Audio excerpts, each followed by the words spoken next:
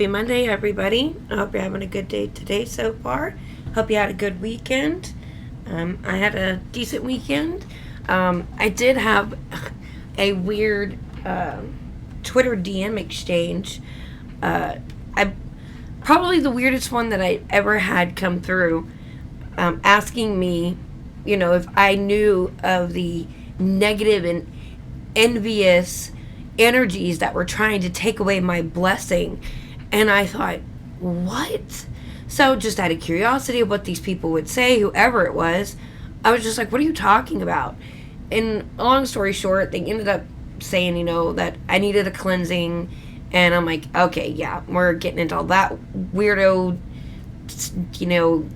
judo, I don't know. Witchcraft probably is what I would really look at it more like. And I was like, thanks for the concern, but I'm good, thanks. And then they come back with like, well, do you want your ex back? And I was like, my ex? He's married. Even if I did or didn't, it wouldn't matter, he's married. And they're like, yeah, but him marrying somebody else is not his plan. A spell was cast on him. And I thought, okay, so this is in order to get someone to fall for it and believe it. And then they're going to end up asking you for money to, cast a spell to bring back your ex or something like that. And they literally gave me a list of the different types of spells that you can cast. And I didn't think about pulling that up. But let me just pull it up really quickly. Because it was actually, it made me laugh, really. So it's this IFA Queen Krishna. But right here, readings, cleansing, love spells, lottery spell, pregnancy spell, attraction spell, healing spell, bring back ex-lover, marriage spell, and win court case spell, and many more. Wow. Just wow. Okay, so I don't have a lot of time, so I'm going to just go ahead and jump right in. The first thing that I want to bring up, and it is something that my nephew brought to my attention, and I don't know if he brought it to my attention. I think he reminded me of it, because I do remember, unless this has nothing to do with it, a few months ago telling my dad that they were going to try and make using VPNs illegal. So anyway, he brought up the Earn It Act. And so he was trying to explain what it really was. And I said, well, I'll just look it up and just see. And the way that they frame it, the Earn It Act of 2022 is the Eliminating Abusive and Rampant Neglect of Interactive Technologies Act, a federal bill purportedly aimed at eliminating the distribution of child sexual abuse material, or CSAM, on the internet by amending Section 230 of the Communications Decency Act to create civil and criminal legal liability for internet platforms that do not actively search for CSAM. Excuse me. Now, why that sounds great that they want to crack down on this, you start to look here. Now, this is the table of contents. Now, this is actually from the website Decriminalize Sex Work, because apparently this Earn It Act would have an impact on sex work. What impact? Don't know. Don't care. However, I was going through and looking at the different things that it talks about, and right here it says that the Earn It Act would change the law so that states can undermine end-to-end encryption by allowing state governments to civilly and criminally prosecute services that provide end-to-end encryption without creating loopholes for law enforcement to read private communications. Liability threats will incentivize internet platforms to scan users' private communications and stop offering end-to-end encryption. American citizens will lose critically important protection against privacy intrusions from the government and private industry. And so then it talks about what end-to-end encryption is, what is Section 230, and it talks about how the Earn It Act was first introduced in 2020, but it failed because people were advocating for the privacy of American citizens. So in the original version, the bill, a best practice commission would be established, and adhering to its recommendations would earn Platform Section 230 immunity. The U.S. Attorney General would have had significant control over the commission and its participants. In response to massive opposition, the drafters changed the bill, and Senator Leahy introduced an amendment in a failed attempt to alleviate concerns that offering end-to-end encryption would lead to liability. So now in 2022, the language was adjusted such that the encryption portion only says offering end-to-end encryption cannot be used as evidence to support other claims, as long as it will not be an, quote, independent basis for liability, end quote. If passed into law, the revised Earn It Act will lay the groundwork for a massive new government and industry-supported surveillance system. The most important privacy and security features in technology used by people around the globe will be eliminated. So, and I'm assuming the reason why decriminalized sex work is worried about this would be because it would affect their sex work and their freedom, I guess. I mean, that's really what I'm thinking, is that it would just interfere with them being able to do their sex work. So I just wanted to bring attention to that. So now that you know about it, if they are trying to pass it again, I don't know in 2023 if they're trying to do it, if it even passed in 2022, because clearly I didn't look that up. I just didn't like what it said, and I thought I'd talk about it. But something tells me it did not pass, and that they would probably try to revise it again in order to pass it another time. So check it out, look into it, and just definitely, if they try to bring it back to pass it, call your senators and your representatives and tell them, do not pass it. Just don't do it. Okay, enough of that. Now, there's a few things on here that have things that I have seen. Now, there were stories I had saved to my Instagram, and I couldn't get to my Instagram saved. It wouldn't load, so I couldn't talk about the stories I had been saving up for because I couldn't remember what they were. That's why I saved them there, so I can go back and get them. So I thought really quickly that since I am a Texas resident, that we would talk about the Texas Children's Hospital that performs sex change procedures on children as young as 11. And this is the biggest children's hospital in the country. This is from the Daily Wire, and it's at Myrid Elordi. God, I probably butchered that name. Excuse me. So, the country's largest children's hospital performs sex change procedures on children as young as 11. Texas Children's Hospital in Houston inserted an implantable puberty blocker in multiple children, including at least one 11-year-old, according to whistleblower documents obtained by City Journal's Christopher Rufo. In March of last year, Texas Children's Hospital executives said they would stop performing transgender medical procedures on minors due to legal and criminal liability concerns. Texas Governor Greg Abbott had just directed state agencies to investigate cases of children receiving transgender medical interventions as child abuse.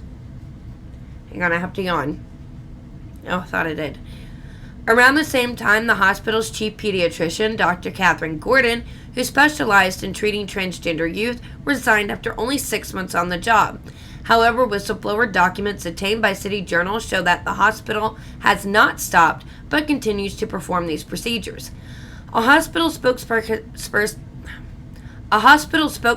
said, quote, "Throughout the policy debate surrounding gender medicine, our healthcare professionals have always and will continue to prioritize the care of our patients within the bounds of the law," end quote.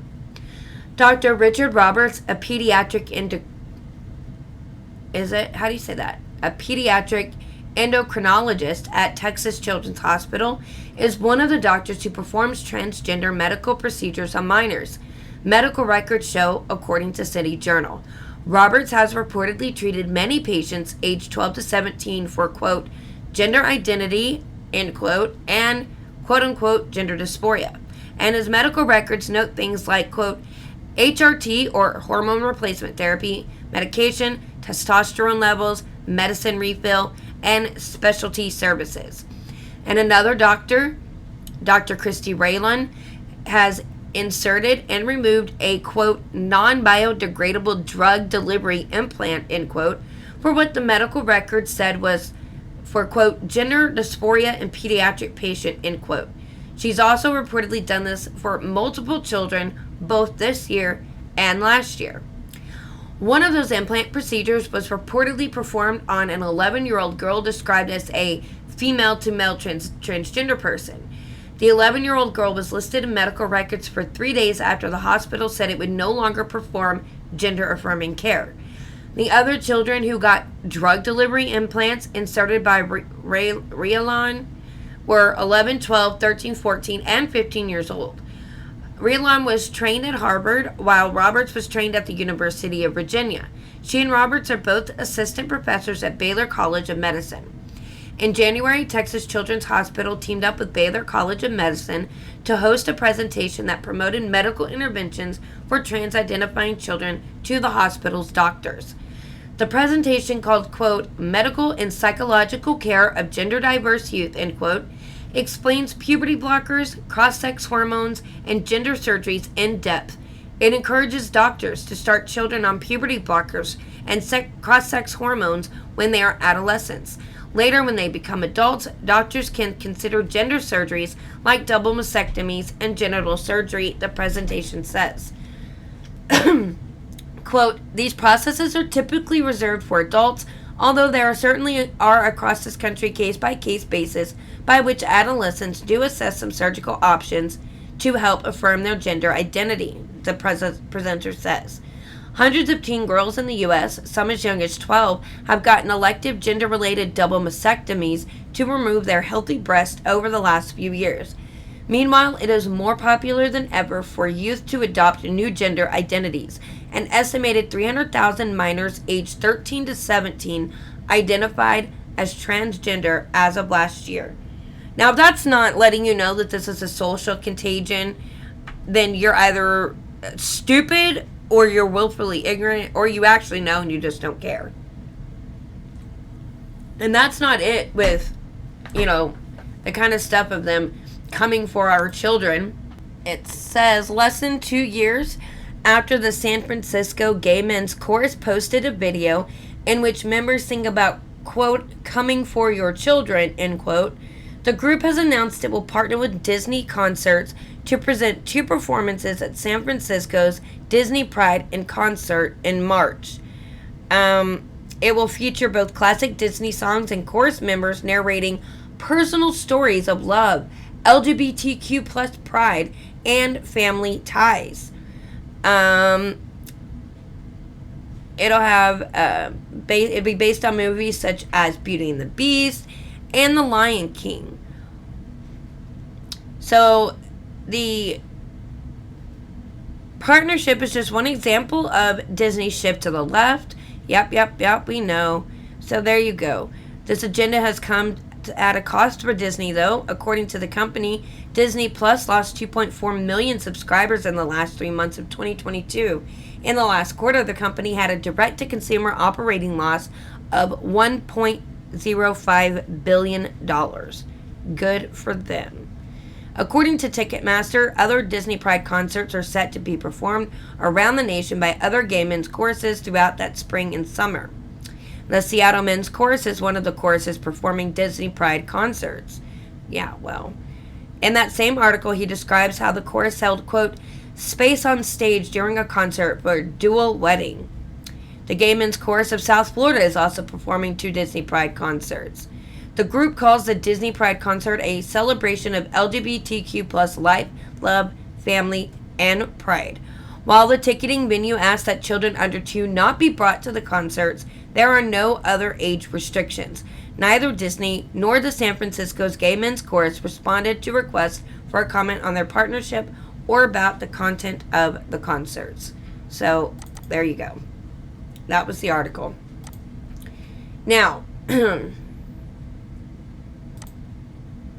Seattle official sides with sex offender over his disabled Marine victim. Claims sex offenders, quote, among our most vulnerable, end quote. So, now we can't treat them as criminals when they clearly are criminals. So this is from Louder with Crowder. A Seattle public official passionately defended a registered sex offender's appointment to a taxpayer-funded committee on the homeless, even as one of his victims, a disabled Marine, spoke out about it. Oh, and the sex offender is also a pedo. More on that in a bit.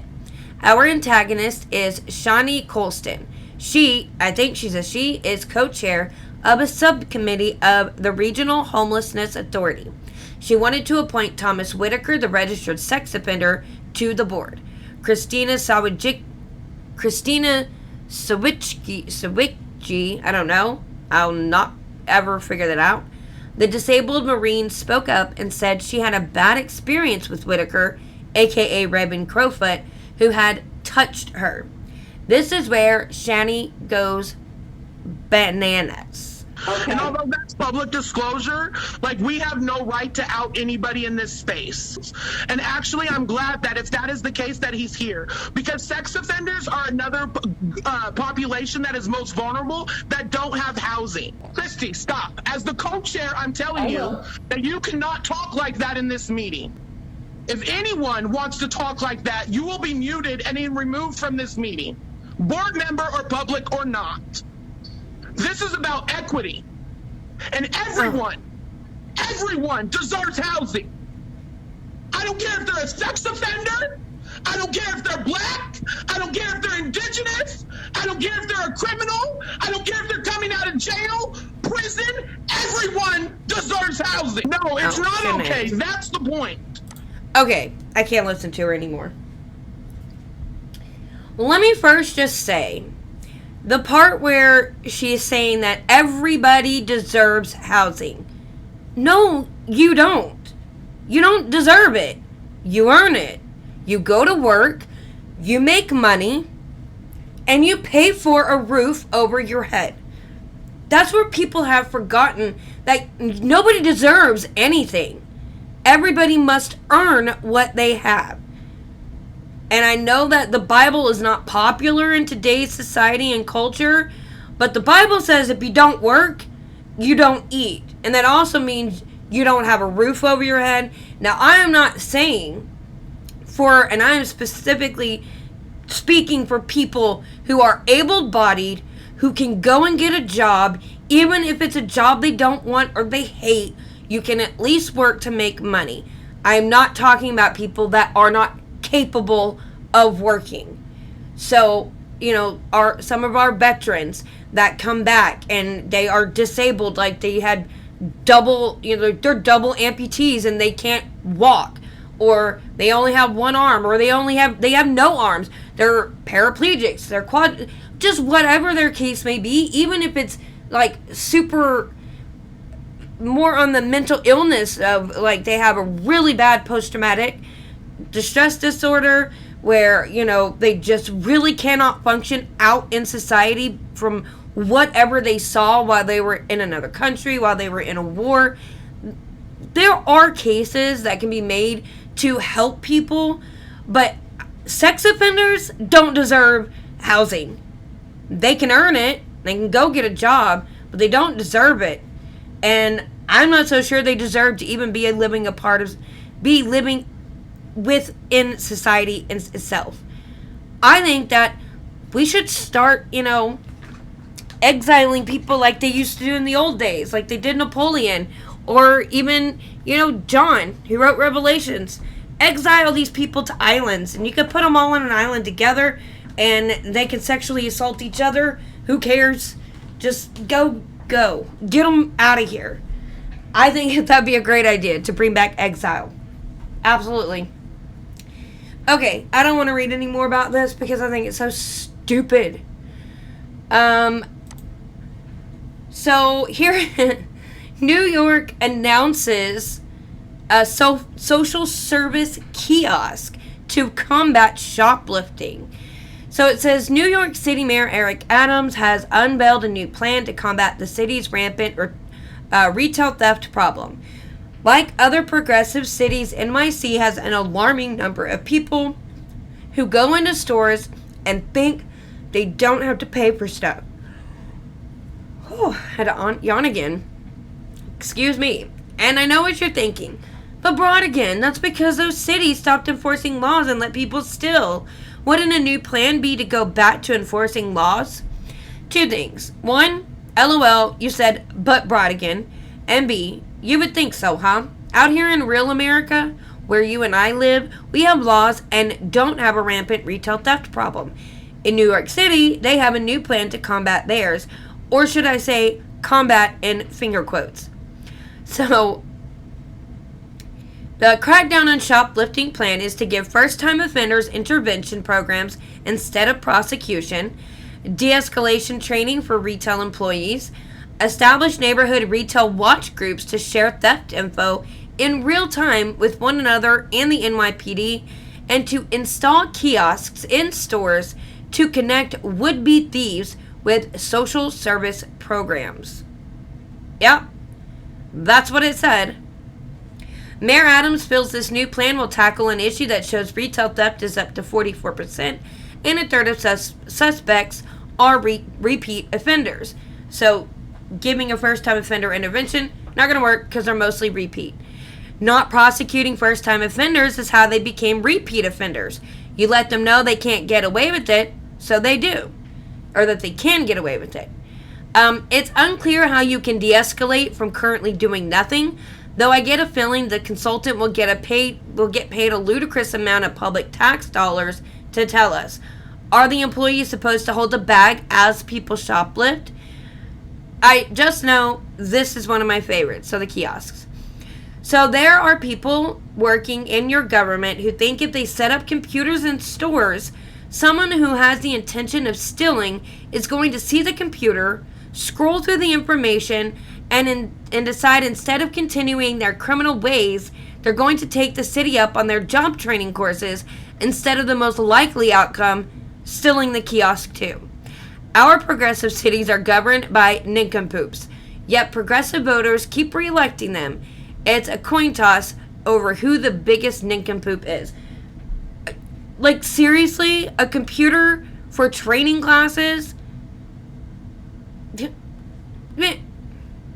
Sometimes people are beyond stupid. And I wonder how they even are still alive. With as stupid as they are, how they are still alive because they haven't somehow killed themselves. It blows my mind. Now, the last thing I wanted to get to, I'm sure some people remember this disgusting man who killed this teen because he felt attacked. The man, he's a Democrat, Biden supporter. The teen was a Trump supporter. Now this man, he pled down to manslaughter. Okay, so just listen. So as we flash back to 2022, I want you to replace Biden with Trump and Republican with Democrat as you read this, because it was shortly after Biden's "You look like Hitler" speech when Shannon Brandt murdered Kayler Ellingson. According to WDAY-TV News, 41-year-old Shannon Brandt was chasing 18-year-old Kayler Ellingson with his car. Ellingson called his mom to please come help him because Brandt was chasing him around the city, but his mother didn't get there in time. Now, the court papers did show Brandt called 911 around 2:30 a.m. on Sunday and told the 911 dispatcher that he just hit Ellingson, claiming the teen was part of a Republican extremist group and was calling people to come get Brandt after a political argument. Brandt was charged with vehicular homicide and leaving the scene of a deadly accident. Brandt was the one who admitted to police he killed Ellingson, who he called part of a Republican extremist group. That was September 2022. This week, Shannon Brandt, who targeted and murdered a teenager because he was an alleged MAGA extremist, was allowed to plead down to a manslaughter charge, down from a Class AA felony murder charge, which is what it would be when you chase and murder someone. It's unclear why he was allowed to plead down, other than State's Attorney Kara E. Brinster, the one who originally wanted him released on $50,000 bail and rehab, is behind it. This woman. Ugh. Yeah, I can see why. If this guy who targeted and murdered a Biden supporter for being a leftist, there's no plea deal. If he had been some random dude with a MAGA bumper sticker who accidentally hit someone, they wouldn't get to plead down either. Not when pro-lifers get the FBI arresting them for peacefully protesting too close to a Planned Parenthood. We need to demand answers on this one. And let me tell you what this man is looking at facing. 10 years. That's it. Intentionally chased down and murdered a teenager, and he's only looking at facing 10 years. Which I'm assuming that usually you get probation or you get paroled after you serve about a third of your sentence. So he might get out after 3 or 4 years. That's it. For murdering a teenager. It's disgusting. It truly is. I'm so sick and tired of people getting away with doing some of the most heinous stuff, and they just don't have to actually pay for it. But because this has been a very depressing episode, I wanted to end on a good note. And if you're on audio, you're going to have to go to Rumble and YouTube to watch it. I'm sorry, you're just going to have to. You'll miss out if you don't.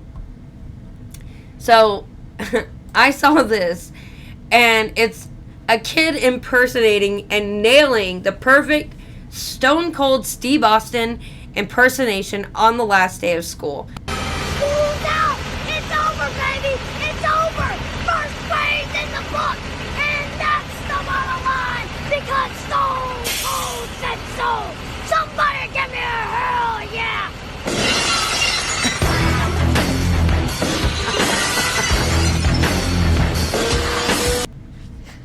I just had to share that because, look, I watched WWE in the past. Would I still watch it today? No, probably not. But I was a lot younger. And I also played the video game, which was way more fun than watching it. Which is why it brings back memories of childhood. And I just had to check it out. Come on. How much fun is that? Come to Rumble, YouTube, like the video, share it. Subscribe would be great. And, go to my Twitter. Follow me there. You can follow me on Instagram if I can ever get it working. Thank you for being with me today. If you have any stories that you want me to talk about, you can definitely let me know by sending them to me on Twitter, and I'll look into them. And I hope you have a good rest of your day, and God bless.